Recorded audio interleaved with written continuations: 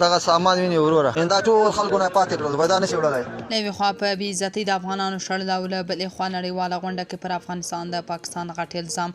طالبان وایي که رښتیا دی نو بیا ستاسو نمبر 1 پوځ په فرضي کرښه کې څه لپاره ولاړ دی. جزئیات هم دلته وګورئ او چینل هم سبسکرایب کړئ. پاکستاني رسنۍ وایي د کراچۍ ښار سیمه ییزو ادارو او امنیتي بنسټونو ته د 14,000 افغان کډوالو د جبري اخراج او نیولو امر شوی چې دا لړۍ یې پیل کړې ده. د معلوماتو له مخې دغه 14,000 کسان د افغان تابعیت یا ECC کارت لرونکي دي چې تر دا مهاله شاوخوا 200 افغان تابعیت کارت لرونکي کډوال نیول شوي دي. کراچۍ کې میشت افغانان وایي چې ډیر په غیر انساني چلند له کورونو ویستل کیږي.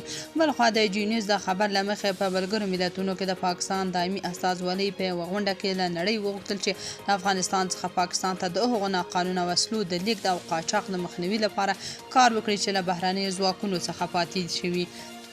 هغه وایي دغه وسلې د TTP او د بلوچ بېلتون پاله غورځنګ په ګډون د دغه هېواد د حکومت مخالفو ډلو لاسته لوېدلي دي. د پاکستاني رسنیو راپورونو له مخې په ملګرو ملتونو کې د پاکستان د دایمي استازي سلاکار عاطف رضا د دغه سازمان د امنیت شورا په غونډه کې چې په سریلانکا کې جوړه شوې وویل ترهګرې ډلې د میلیارډونو ډالرو په ارزښت هغه ناقانونه وسلې په واک کې لري چې په افغانستان کې د بهرنیو ځواکونو پاتې دي. هغه د پاکستان نړیوال شریکانو وغوښتل چې د پرېښودل شوو وسلو دا لویه زیرمه باید بیرته ترلاسه کړي. وسلوالو ډلو ته د هغوی د لاسرسي مخه ونیسي او د غیر قانوني وسلو د تور بازار د بندولو لپاره اقدام دی وکړي.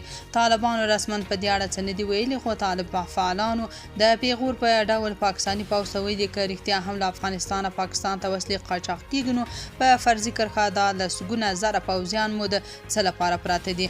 اصلا حقیقت دا دی چې تاسو خپل ناکامي د افغانستان په ملامتولو پټوئ. تاسو په دې اړه څه نظر لرئ؟ کومنټ کې شریک او چینل هم سبسکرایب کړئ.